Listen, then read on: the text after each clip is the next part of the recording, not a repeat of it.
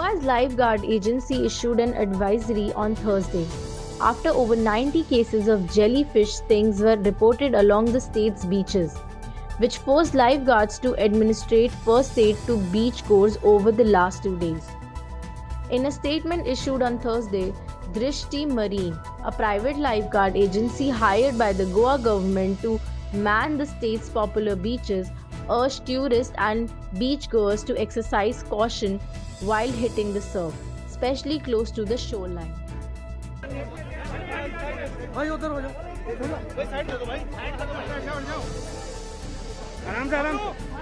बहुत दबाव डाला गया, चारों तरफ से कई फोन आए, दबाव बनाया गया कि किसी तरह से हम परमिशन दे दें।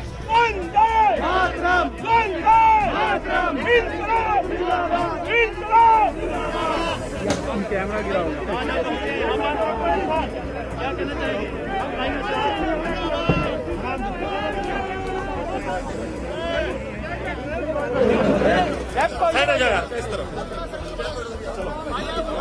सर्कल बड़ा है यार,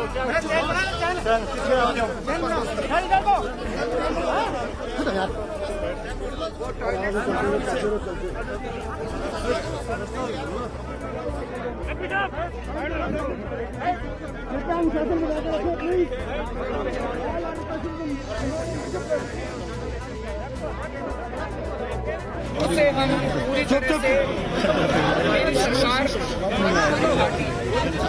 किसानों के संकट में साथ है।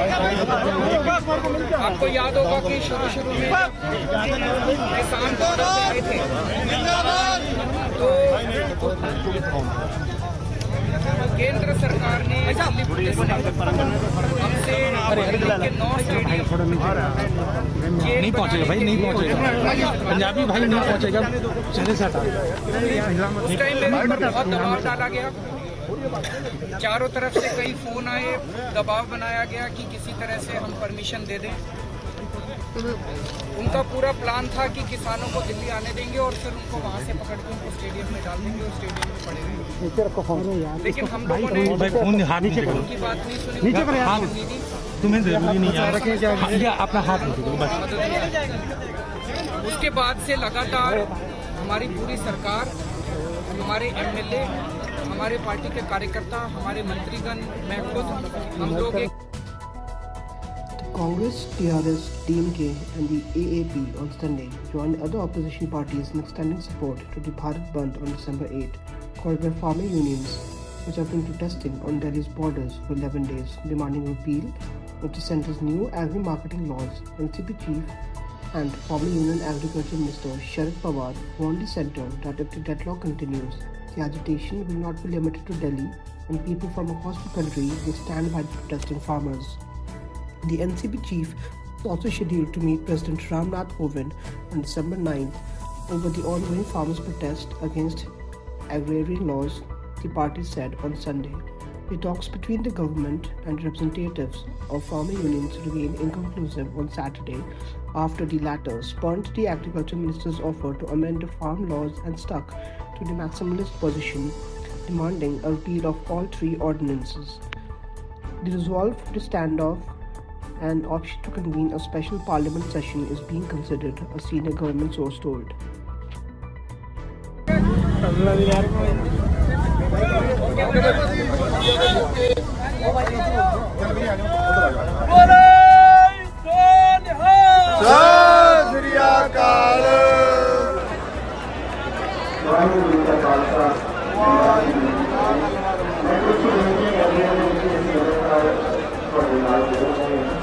अगर आप हमें सुन रहे हैं, यहाँ कोई भी किसान के अलावा कोई बात नहीं हो रही है।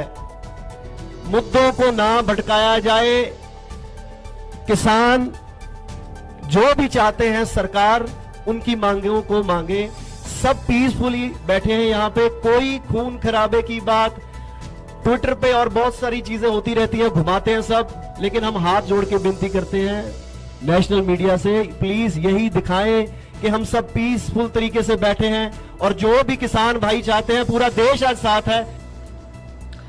नमस्ते, मैं हूं पायल रोहातगी। आज मैं आपके साथ बहुत सारे और फैक्ट्स शेयर करना चाहती हूं। फैक्ट्स शेयर करते समय I hope that I am not abused by paid PR trolls, जो ऑब्वियसली मेरे को निशाना बनाकर रखे हैं जब से मैंने एक पंजाबी सुपरस्टार के ऊपर अपना वीडियो बनाया, बिकॉज वो पंजाबी सुपरस्टार ने फार्मर्स बिल पढ़े बिना फार्मर्स प्रोटेस्ट को सपोर्ट किया, एग्री रिफॉर्म्स के खिलाफ स्पीच दी, वो एग्री रिफॉर्म्स जिसको शरद पवार भी चाहते थे जब वो एग्रीकल्चर मिनिस्टर थे अंडर द नेतृत्व ऑफ UPA सरकार। मगर conveniently the educated politicians, the not so educated Punjabi celebrities and maybe the not so educated Bollywood celebrities have opposed the CAA bill and are now opposing the farmers bill because they think that Modi ji की सरकार जो भी करेगी उसके खिलाफ आवाज उठाकर ही उनको पब्लिसिटी मिलेगी, उनको इंपॉर्टेंस मिलेगी। तो मैं सिर्फ इतना कहना चाहती हूँ इन सब एजुकेटेड इडियट्स से, क्योंकि देखिए सोशल मीडिया का जमाना है, everybody is going to get exposed, सबका पास्ट एक्सपोज हो जाएगा। क्यों? क्योंकि सब कुछ बाहर रखा जा सकता है पब्लिक प्लेटफॉर्म पर। आप सबको पता चल गया होगा कि गालियां क्या होती है। Going to my profile, reading the comment section in Instagram and YouTube. Similarly, आप सबको पता चल जाना चाहिए कि कांग्रेस के पॉलिटिशियन और Olympic medal winner Vijender Singh भी फार्मर्स प्रोटेस्ट को सपोर्ट कर रहे हैं without even reading the farmers bill. वो एग्री रिफॉर्म जो शरद पवार सपोर्ट कर रहे थे जब वो एग्रीकल्चर मिनिस्टर थे, और उन्होंने खुद लेटर लिखे थे to various chief ministers wanting this bill to be passed. वो खुद चाहते थे कि APMC रिफॉर्म्स आए जहां पर प्राइवेट सेक्टर का इंक्लूजन हो, मगर ऑब्वियसली शरद पवार खुद के लेटर्स भूल गए हैं। He himself is suffering from amnesia because उनको ऑपोजिशन में अपोज करना है मोदी जी का एक सही बिल भी। एंड सिमिलरली उनकी डॉटर भी यही कर रही है, Supriya सूले। She is opposing the farmers bill जो ऑब्वियसली उनके फादर चाहते थे जब वो एग्रीकल्चर मिनिस्टर थे। दूसरी ओर एग्जाम्पल है सुहासिनी हैदर का। She is the daughter of BJP politician Subramanian Swamy. Now Suhasini Haidar Hindu की एडिटर है और वो अपनी राय रखती है over CAA bill, saying that citizenship amendment act gives fast track citizenship to a select group of religions only. Yes, it does, but why are you trying to sell it as if it is some dirty thing? Because these select group of religions belong to the 3 neighboring Islamic countries where persecution of these select group of religion happens. Magar Suhasini Haidar conveniently sells a fake narrative, a false narrative, trying to play the victim card.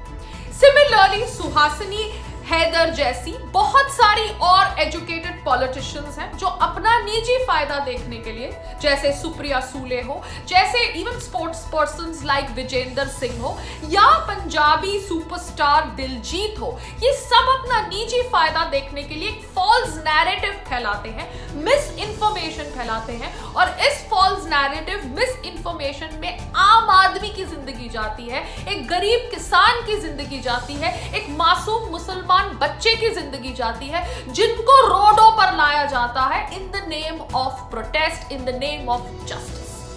This is the mahal of India.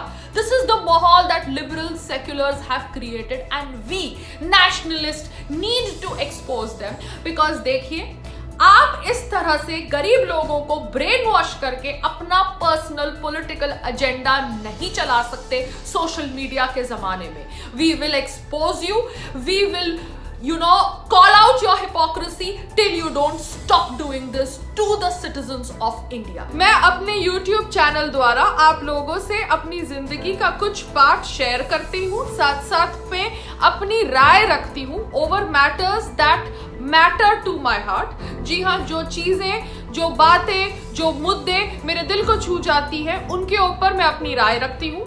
बहुत सारे anti nationals, liberals और seculars ये अफवाह फैला रहे हैं कि मैं नफरत फैलाती हूँ। सच बोलना नफरत फैलाना नहीं है, फैक्ट्स के ऊपर बातचीत करना नफरत फैलाना नहीं है। और हम सोशल मीडिया के जमाने में हैं, अगर हमसे कभी गलती हो जाती है तो हम उसके लिए माफी मांग लेते हैं। क्यों?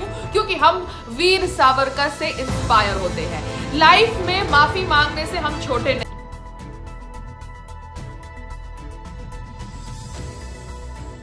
आगरा मेट्रो रेल परियोजना के निर्माण कार्य के शुभारंभ कार्यक्रम में आज इनके मार्गदर्शन, प्रेरणा और आशीर्वाद से उत्तर प्रदेश के इस ऐतिहासिक शहर को पब्लिक ट्रांसपोर्ट्स का एक नया स्वरूप मेट्रो के रूप में प्राप्त हो रहा है। इस कार्यक्रम के शुभारंभ के लिए हम सबको अपना मार्गदर्शन देने के लिए उपस्थित देश के यशस्वी प्रधानमंत्री आदरणीय नरेंद्र मोदी जी, प्रदेश की माननीय राज्यपाल श्रीमती आनंदीबेन पटेल जी,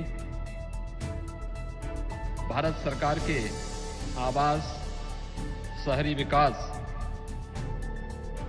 तथा नागरिक उड्डयन के मंत्री माननीय श्री हरदीप सिंह पुरी जी, आज के इस समारोह में उपस्थित उत्तर प्रदेश शासन के मेरे सहयोगी मंत्रीगण चौधरी उदयभान सिंह जी, डॉक्टर जी.एस. धर्मेश जी, माननीय सांसद प्रोफेसर S.P. सिंह बघेल जी, माननीय श्री राजकुमार चाहर जी, माननीय श्री हरिद्वार दुबे जी, महापौर आगरा श्री नवीन जैन जी, माननीय विधायकगण श्री योगेंद्र उपाध्याय जी, श्री पुरुषोत्तम खंडेलवाल जी, श्री राम प्रताप सिंह जी, श्रीमती हेमलता दिवाकर जी, श्री महेश गोयल जी, श्री जितेंद्र वर्मा जी, रानी पक्षसालिका सिंह जी, सचिव आवासन और शहरी कार्य मंत्रालय भारत सरकार श्री D.S. मिश्रा जी, प्रमुख सचिव आवास और शहरी नियोजन उत्तर प्रदेश शासन श्री दीपक कुमार जी और उपस्थित मेट्रो कार्य योजना के शुभारंभ के समारोह में उपस्थित आगरा के सभी उपस्थित नागरिक बंधुओं, भाइयों, बहनों, मैं आप सब की ओर से देश के यशस्वी प्रधानमंत्री आदरणीय मोदी जी का आज के इस कार्यक्रम में हृदय से स्वागत करता हूं, अभिनंदन करता हूं। आगरा वासियों के लिए आज का दिन अत्यंत महत्वपूर्ण है, क्योंकि आगरा जैसे ऐतिहासिक सिटी को आज पब्लिक ट्रांसपोर्ट के एक नए युग की ओर आदरणीय प्रधानमंत्री जी इस मेट्रो कॉरपोरेशन के कार्य का शुभारंभ करने के साथ एक नए युग की ओर आगरा और आगरा से जुड़े हुए लोग जाएंगे।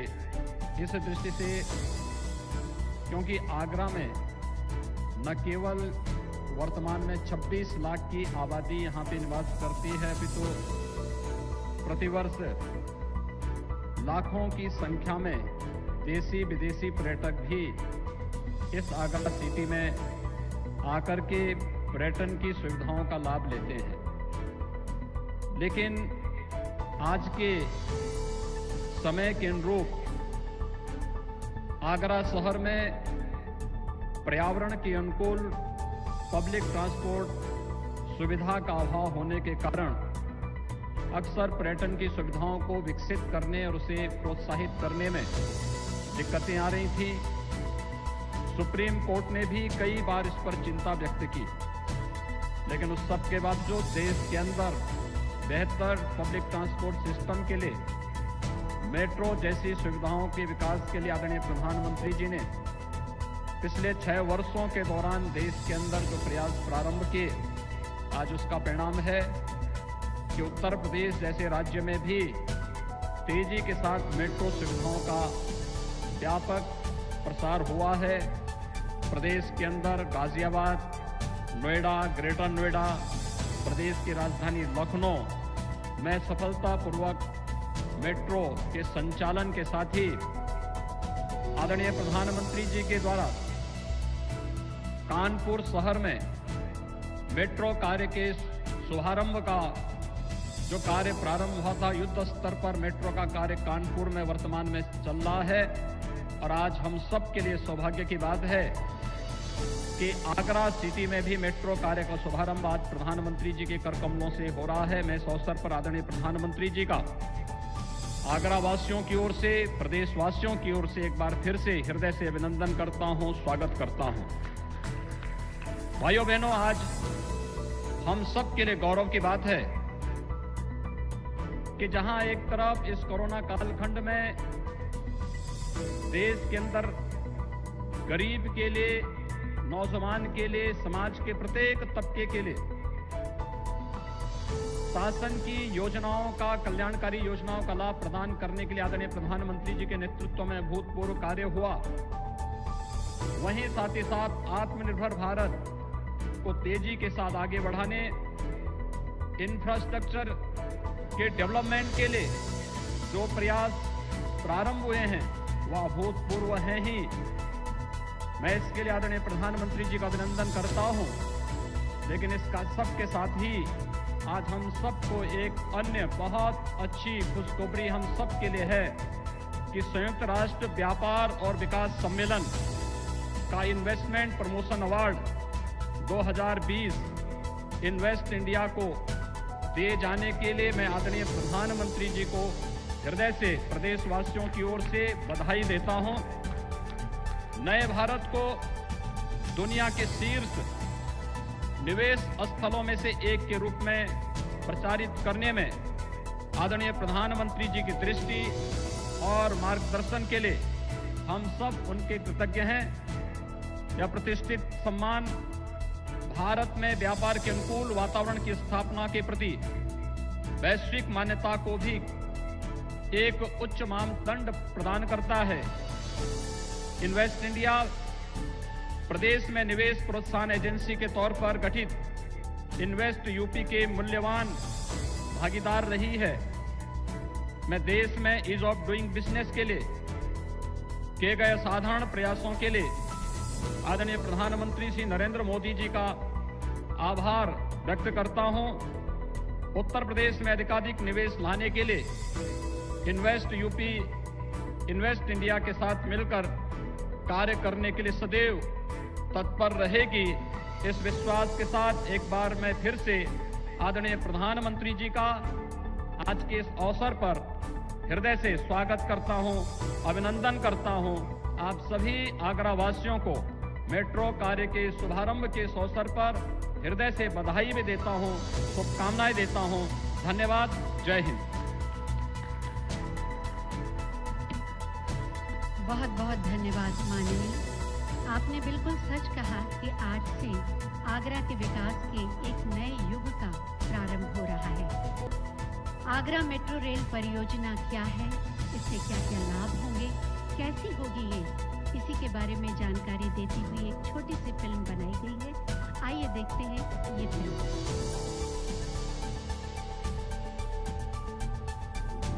प्रधानमंत्री श्री नरेंद्र मोदी जी के मार्गदर्शन में देश के सबसे अधिक जनसंख्या वाले राज्य उत्तर प्रदेश में किसी अन्य राज्य की तुलना में सबसे ज्यादा शहरों में विश्व स्तरीय मेट्रो सेवा का विस्तार हो रहा है। पिछले 5 वर्षों में लखनऊ, गाजियाबाद, नोएडा और ग्रेटर नोएडा में 83 किलोमीटर मेट्रो संचालन के आरंभ के बाद कानपुर, आगरा और दिल्ली से मेरठ के बीच बन रही देश की पहली RRTS परियोजना के तहत 131 किलोमीटर नए कॉरिडोर्स का निर्माण कार्य प्रारंभ हुआ है।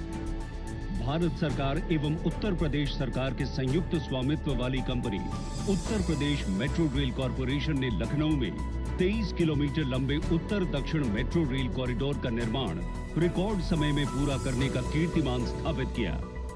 प्रदेश के प्रमुख औद्योगिक नगर कानपुर में कुल 32.5 किलोमीटर लंबे 2 कॉरिडोर वाली मेट्रो रेल परियोजना पर IIT कानपुर से मोती झील तक 9 किलोमीटर लंबे प्रायोरिटी कॉरिडोर पर निर्माण कार्य भी अत्यंत तीव्र गति से चल रहा है। आगरा में भी अब विश्व स्तरीय मेट्रो सुविधा के लिए निर्माण कार्य शुरू हो रहा है। 26 लाख जनसंख्या के साथ आगरा उत्तर प्रदेश का तीसरा सबसे घनी आबादी वाला शहर है। ये दुनिया भर के पर्यटकों और कला प्रेमियों के साथ व्यावसायिक दृष्टि से भी प्रदेश के प्रमुख शहरों में से एक है। 8,379.62 करोड़ रुपए की लागत के साथ आगरा में 29.4 किलोमीटर लंबे 2 मेट्रो कॉरिडोर का निर्माण होगा। पहला कॉरिडोर ताज ईस्ट गेट से सिकंदरा के मध्य निर्मित होगा, जिसकी कुल लंबाई 14 किलोमीटर होगी, जिसमें 6 एलिवेटेड और 7 भूमिगत स्टेशन निर्मित किए जाएंगे। 15.4 किलोमीटर लंबा और 14 स्टेशनों वाला दूसरा कॉरिडोर आगरा कैंट और कालिंदी विहार को आपस में जोड़ेगा। ये कॉरिडोर पूरी तरह एलिवेटेड होगा। देश के 27 शहरों में मेट्रो परियोजनाएं चल रही हैं और वर्ष 2022 तक करीब 1000 किलोमीटर मेट्रो रेल की संरचना देश को समर्पित करने की तैयारी है। आज प्रधानमंत्री नरेंद्र मोदी के कर कमलों द्वारा आगरा मेट्रो परियोजना के निर्माण कार्य का होने जा रहा है शुभारंभ।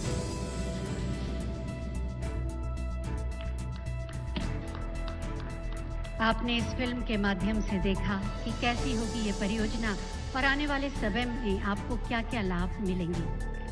सबकी सुरक्षा, सबकी समृद्धि, सबका विकास, ये माननीय प्रधानमंत्री जी की प्राथमिकताओं में से एक है और उसी का प्रतिफल है आगरा मेट्रो रेल परियोजना, जिसके निर्माण कार्य का आज शुभारंभ होने जा रहा है।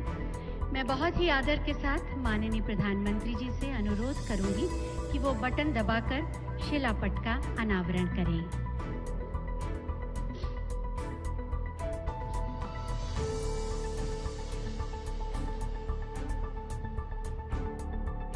शिलापट का अनावरण आगरा के विकास में एक नए अध्याय का प्रारंभ, सबके सपने साकार होने का आश्वासन। बहुत बहुत धन्यवाद माननीय प्रधानमंत्री जी। जैसा कि आप सब जानते हैं कि विगत वर्ष इस योजना की शुरुआत की गई थी और आज इसके निर्माण कार्य का शुभारंभ किया जाएगा। मैं माननीय प्रधानमंत्री जी से अनुरोध करूंगी कि बटन दबाकर रिग मशीन द्वारा आगरा मेट्रो रेल परियोजना के निर्माण कार्य का शुभारंभ करने की कृपा करें।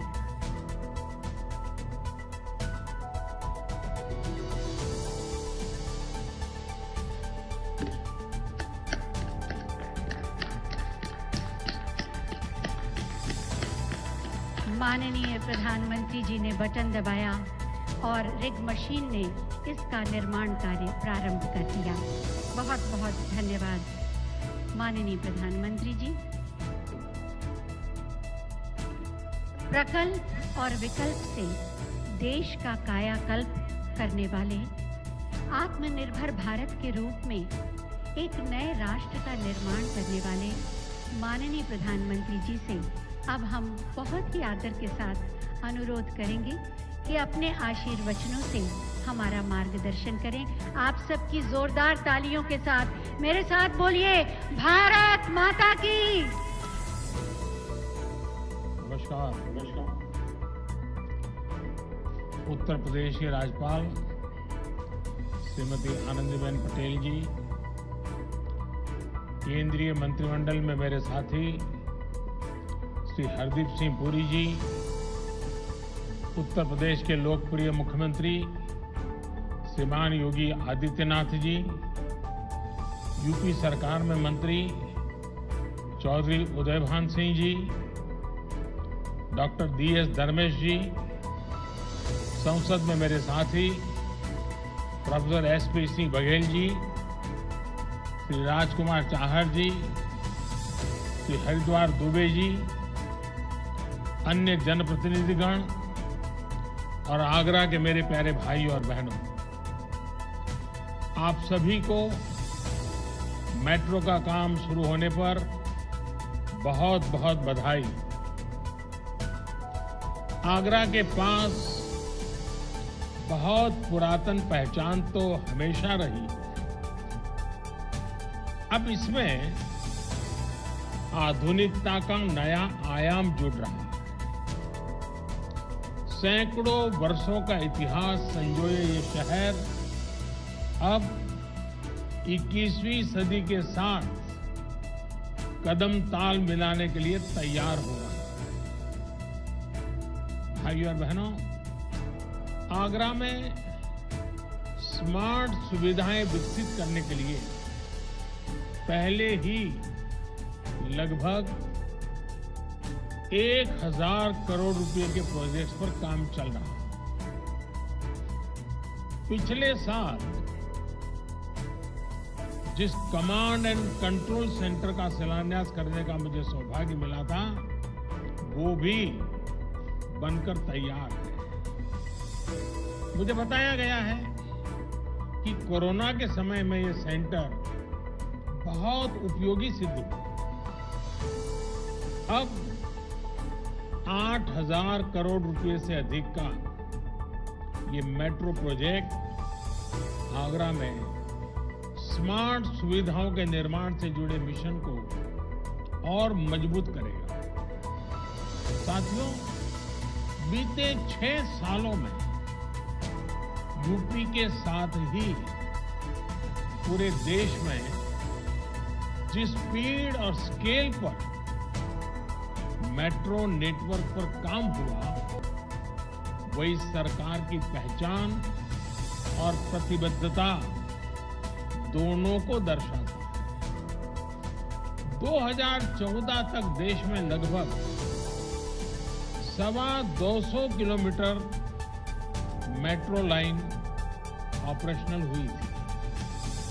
साल 2014 के बाद के 6 वर्षों में देश में 450 किलोमीटर से ज्यादा मेट्रो लाइन देश भर में ऑपरेशनल है और लगभग 1000 किलोमीटर मेट्रो लाइन पर तेज गति से काम भी चल रहा है। आज देश के 27 शहरों में मेट्रो का काम या तो पूरा हो चुका है या फिर काम अलग अलग चरणों में है। यूपी की ही बात करें तो आगरा मेट्रो सुविधा से जुड़ने वाला ये यूपी का 7वां शहर है। और इनके बीच एक और बात बहुत विशेष है। देश में सिर्फ मेट्रो रेल नेटवर्क ही नहीं बन रहा है, बल्कि आज मेट्रो कोच भी मेक इन इंडिया के तहत भारत में ही बन रहे हैं। यही नहीं, जो सिग्नल सिस्टम है उसका भी पूरी तरह से भारत में ही निर्माण हो, इस पर भी काम चल रहा है। यानी अब मेट्रो नेटवर्क के मामले में भी भारत आत्मनिर्भर हो रहा है। भाइयों और बहनों, आज के नए भारत के सपने उतने ही बड़े हैं, उतने ही विराट हैं। लेकिन सिर्फ सपने देखने से काम नहीं चलता, सपनों को साहस के साथ पूरा भी करना पड़ता है। जब आप साहस के साथ, समर्पण के साथ आगे बढ़ते हैं तो कोई भी बाधा आपको रोक नहीं सकती। भारत का सामान्य युवा, भारत के छोटे शहर आज यही साहस दिखा रहे हैं, यही समर्पण दिखा रहे हैं। 20वीं सदी में जो भूमिका देश के मेट्रो शहरों ने निभाई, उसी भूमिका को विस्तार देने का काम अब हमारे आगरा जैसे छोटे शहर कर रहे हैं। छोटे शहरों को आत्मनिर्भर भारत की धुरी बनाने के लिए ही अनेक विकास पर बहुत ज्यादा जोर दिया जा रहा है। पश्चिमी उत्तर प्रदेश के इन शहरों में तो हर वो चीज है जो आत्मनिर्भरता के लिए हमें चाहिए। यहाँ की भूमि, यहाँ के किसान अपार सामर्थ्य, पशुधन के मामले में भी ये क्षेत्र देश में अग्रणी है। ऐसे में यहाँ डेयरी और फूड प्रोसेसिंग से जुड़े उद्योग के लिए बहुत संभावनाएं हैं। इसके अलावा ये क्षेत्र सर्विस सेक्टर और मैन्युफैक्चरिंग सेक्टर में भी आगे बढ़ रहा है। साथियों, आधुनिक सुविधाएं मिलने से, आधुनिक कनेक्टिविटी मिलने से पश्चिमी यूपी का ये सामर्थ्य और बढ़ रहा है। देश का पहला rapid rail transport system Meerut से दिल्ली के बीच बन रहा है। दिल्ली मेरठ के बीच 14 लेन का एक्सप्रेस वे भी जल्द ही इस क्षेत्र के लोगों की सेवा देने लगेगा। पश्चिमी उत्तर प्रदेश के अनेक जिलों को जोड़ने वाले गंगा एक्सप्रेस वे को योगी जी की सरकार पहले ही स्वीकृति दे चुकी है। यही नहीं, यूपी में दर्जनों एयरपोर्ट्स को रीजनल कनेक्टिविटी के लिए तैयार किया जा रहा है। इसमें भी अधिकतर पश्चिमी उत्तर प्रदेश में है। ग्रेटर नोएडा के जेवर में आधुनिक विश्व स्तरीय ग्रीनफील्ड एयरपोर्ट से तो इस पूरे क्षेत्र की पहचान पूरी तरह बदलने वाली है। साथियों, देश के इंफ्रास्ट्रक्चर की एक बहुत बड़ी दिक्कत हमेशा से ये रही थी कि नए प्रोजेक्ट्स की घोषणा तो हो जाती थी, लेकिन इसके लिए पैसा कहां से आएगा, इस पर बहुत ध्यान नहीं दिया जाता। इस वजह से प्रोजेक्ट वर्षों तक लटके रहते थे। उनमें काम की रफ्तार बहुत धीमी होती थी, नाम मात्र का काम। हमारी सरकार ने नई परियोजना की शुरुआत करने के साथ ही उसके लिए आवश्यक धनराशि के इंतजाम पर भी उतना ही ध्यान दिया। कनेक्टिविटी और आधुनिक इंफ्रास्ट्रक्चर पर जितना आज देश में खर्च किया जा रहा है, उतना पहले कभी नहीं किया गया। अब नेशनल इंफ्रास्ट्रक्चर पाइपलाइन प्रोजेक्ट के तहत 100 लाख करोड़ रुपए से अधिक खर्च करने की भी तैयारी है। Multi modal connectivity infrastructure master plan, उस पर भी काम किया जा रहा है। कोशिश ये है कि देश के इंफ्रास्ट्रक्चर को बेहतर बनाने के लिए पूरी दुनिया से निवेश को आकर्षित किया जाए। इंफ्रास्ट्रक्चर और रियल एस्टेट प्रोजेक्ट्स में इन्वेस्ट में विदेशी निवेश को आसान बनाने के लिए भी हर जरूरी कदम उठाए जा रहे हैं। साथियों, बेहतर इंफ्रास्ट्रक्चर, बेहतर कनेक्टिविटी का सबसे अधिक लाभ हमारे टूरिज्म सेक्टर को होता है। मेरा ये हमेशा से मत रहा है कि टूरिज्म एक ऐसा सेक्टर है जिसमें हर किसी के लिए कमाई के साधन है। कम से कम निवेश में अधिक से अधिक आमदनी टूरिज्म के माध्यम से संभव है। इसी सोच के साथ देश लोकल टूरिज्म के लिए वोकल हो, इसके लिए अनेक स्तरों पर काम चल रहा है। ताजमहल जैसी धरोहरों के आसपास आधुनिक सुविधाएं विकसित करने के साथ ही टूरिस्टों के लिए ईज ऑफ ट्रैवलिंग भी बढ़ाई जा रही है। सरकार ने न सिर्फ ई वीजा स्कीम में शामिल देशों की संख्या में काफी वृद्धि की है, इसके साथ ही होटल रूम टैरिफ पर टैक्स को भी काफी कम किया है। स्वदेश दर्शन और प्रसाद जैसी योजनाओं के माध्यम से भी टूरिस्टों को आकर्षित करने के प्रयास किए जा रहे हैं। सरकार के प्रयासों से भारत अब ट्रैवल और टूरिज्म कॉम्पिटिटिवनेस इंडेक्स में 34वें नंबर पर आ गया है, जबकि 2013 में भारत इसी इंडेक्स में 65वें नंबर पर रुका पड़ा था। आज वहां से इतनी प्रगति हुई, मुझे उम्मीद है जैसे जैसे कोरोना की स्थिति सुधरती जा रही है, वैसे ही बहुत जल्द ही टूरिज्म सेक्टर की रौनक भी फिर से लौट आएगी। साथियों, नई सुविधाओं के लिए, नई व्यवस्थाओं के लिए रिफॉर्म्स बहुत जरूरी है।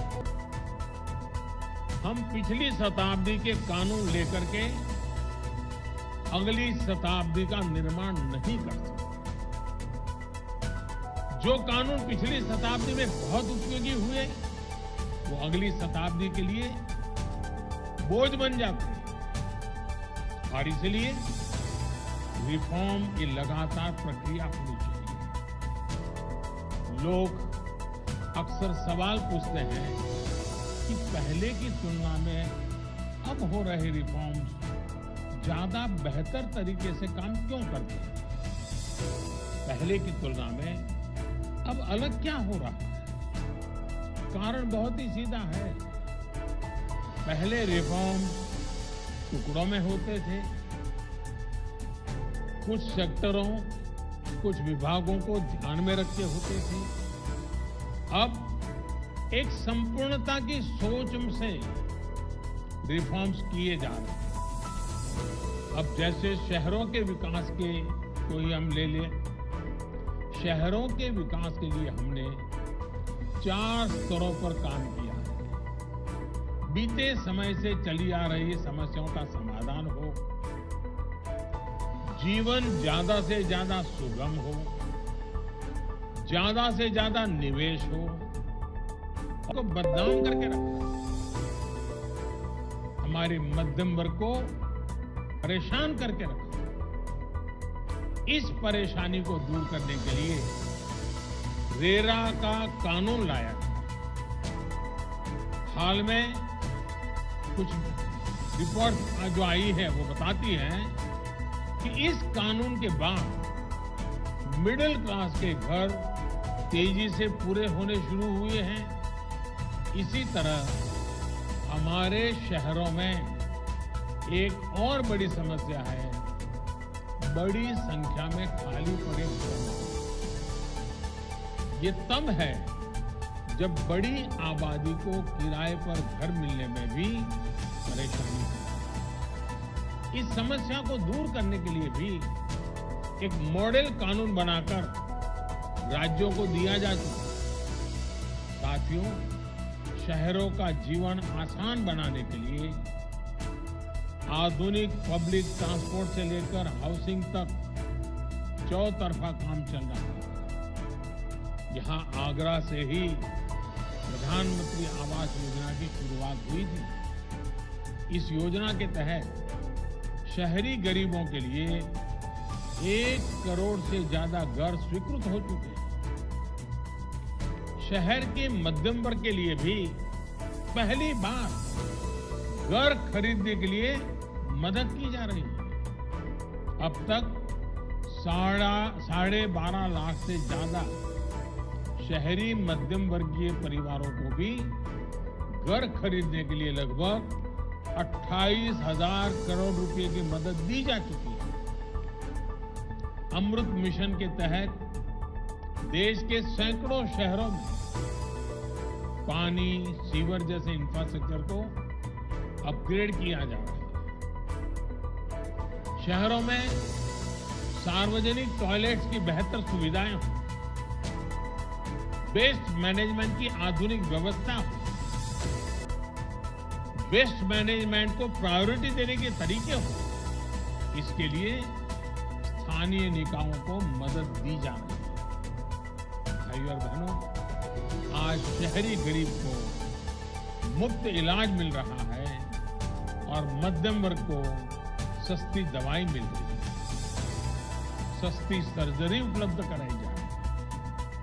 सरकार की कोशिशों से बिजली से लेकर मोबाइल फोन तक उस पर खर्च बहुत कम हुआ है। एजुकेशन लोन से लेकर होम लोन तक ब्याज की दरें कम की गई। ये भी पहली बार हुआ है जब रेहड़ी, ठेले, फेरी वाले छोटे उद्यमों को बैंकों से सस्ता ऋण उपलब्ध कराया गया है। यही तो सबका साथ, सबका विकास, सबका विश्वास है। भाइयों और बहनों, ये जो रिफॉर्म्स बीते कुछ समय से किए जा रहे हैं, उनसे देश में नया आत्मविश्वास आ रहा है। विशेष तौर पर देश की बहनों बेटियों तक जिस प्रकार सरकारी लाभ पहुंचा है, वो सचमुच में अगर बारीकियों में जाएंगे तो आपको भी संतोष देगा। पहले की तुलना में आपके अंदर भी एक नया विश्वास बढ़ेगा। हर रोज दूर सुदूर से अनेक चिट्ठियां मुझे मिल रही हैं। मीडिया के माध्यम से बहनों बेटियों की भावनाएं मुझ तक पहुंच रही है। माताओं बहनों के इसी आशीर्वाद से मैं वाकई विभोर हूं। देश की बहनों बेटियों, देश के युवाओं, देश के किसानों, देश के श्रमिकों, कर्मचारियों, व्यापारियों का विश्वास बीते हर चुनाव में दिख रहा है। यूपी सहित देश के कोने कोने में चुनाव के नतीजों में ये विश्वास झलक रहा है। 2-3 दिन पहले तेलंगाना में, हैदराबाद में गरीब और मध्यम वर्ग ने सरकार के प्रयासों को अभूतपूर्व आशीर्वाद दिया। आपका साथ और आपका समर्थन ही मेरी प्रेरणा शक्ति है। देशवासियों की छोटी से छोटी खुशी मुझे नए नए काम करने की हिम्मत देते हैं, नए इनिशिएटिव लेने की ताकत देते हैं, ताकि मैं आपकी भलाई के लिए और ज्यादा कर सकूं। आत्मनिर्भरता का ये आत्मविश्वास यूं ही निरंतर मजबूत होता रहे, विकास के कार्य ऐसे ही बढ़ते चले, इसी कामना के साथ आपको मेट्रो प्रोजेक्ट की फिर से बहुत बधाई। लेकिन एक बात मैं जरूर याद कराऊंगा, कोरोना के टीका का इंतजार है। और पिछले दिनों में जब वैज्ञानिकों से मिला तो अब कोई ज्यादा देर होगी ऐसा नहीं लगता है। लेकिन संक्रमण के बचाव को लेकर हमारी सावधानी में कोई कमी नहीं आनी चाहिए। मास्क, 2 गज की दूरी, ये बहुत जरूरी है। आप इसका ध्यान रखेंगे, इसी विश्वास के साथ आप सबका बहुत बहुत आभार, धन्यवाद। For more updates, do like, share and subscribe News World and give